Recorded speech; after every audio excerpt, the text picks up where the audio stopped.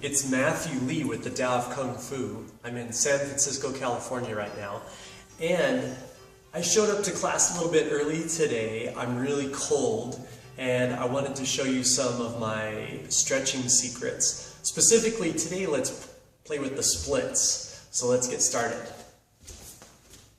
I have my yoga mat out.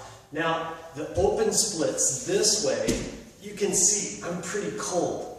I'm barely at a 90-degree angle. So one of the things that I do for the splits, a lot of people really struggle with the splits. First off, too, don't get too stuck on having to do the splits. They're more flashy than anything else, but they are great for the hips. A lot of power comes from the hips, so you do want to practice a good stretching routine, especially because around the hips, inside of the groin, the adductors, all of these things around here are very small, and when you're doing a lot of kicking and a lot of stance work, you're tiring your legs out, and you're doing a lot of power generation, it's very easy to pull one of these muscles, and then they're chronically becoming injured again and again and again. They don't get a lot of circulation because they're smaller, and so you really got to take care of them. Otherwise, you're going to find yourself plagued with a really difficult injury to bounce back from. It's not something that's probably gonna keep you from training, but it's something that's gonna be annoying and a little bit painful and definitely cause a lot of discomfort. So you do want to do some kind of stretching routine that works the hip areas. Plus, when you're talking power generation, you really want the hips to be opening more and more and more, because you want to use that hip joint to help give you power generation and make your techniques all stronger, make your rooting more solid, and make you more fluid and versatile as you're moving around.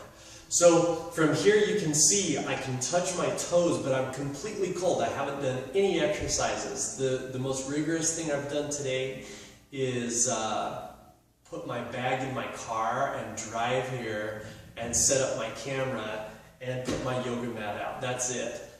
So this is my cold stretch. I'm definitely feeling it. So this is a few things that I do to help with the splits. So from this angle, the first thing you want to do is lift the chest and bring the chest up so the back is really straight. The crown point of the head is elevated. And then from here, you want to roll the lower back forward and roll the pelvic bone down to the ground.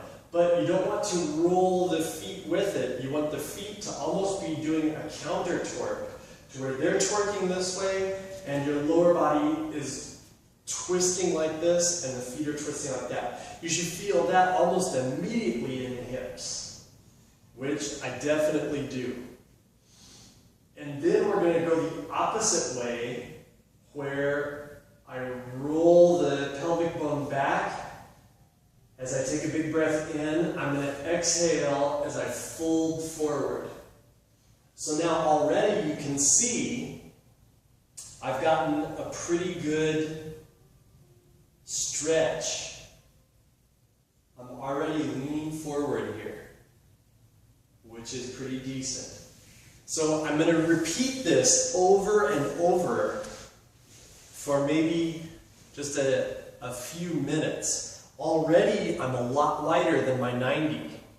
So I'm going to keep the spine straight, lift the chest, crown point elevated, breathing in, roll the pelvic bone forward, keep the toes up. Just a couple nice long breaths here. I'm really focusing on relaxing this area around the hips. Is really important. We can also do a little bit of a forced relaxation by first tensing this area up. This is a super good secret for flexibility. If I push down with both my heels, I'm wide enough now, I can feel it when I push down, like I'm trying to do what Prince move, where Prince slides back up. He drops down and then slides back up by pushing both heels on the ground. That's not what I'm trying to do, but it's like I'm starting to do it, right? Lifting and pressing down with the heels, then relax it and roll. So already you can see the splits opening.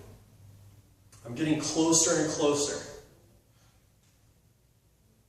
I'm way more than 90 degrees now. And this is only after 2 or 3 minutes of just breathing and rolling the hips forward, rolling them back. So now, for a little more depth through the splits, I can start walking my hands forward just a little bit.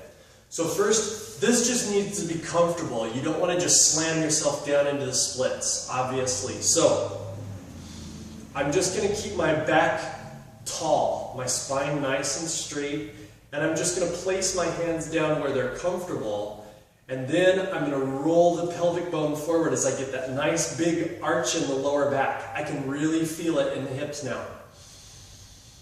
So you just want to relax. Breathe nice and deep. And I can just continue to walk the hands forward a little bit each time.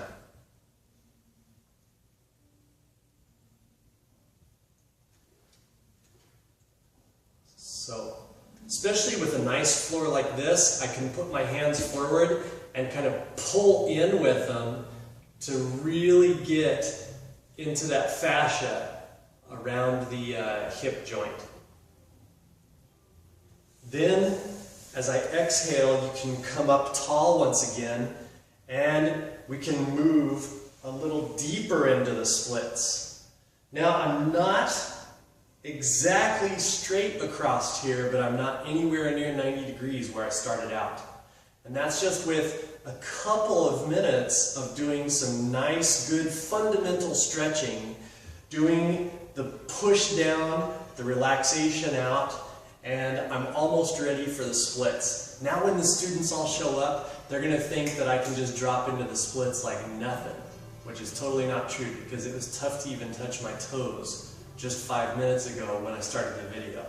So try this out, and you probably won't be quite this good your first time, but it takes a little bit of practice. But soon, you're going to be able to do the splits.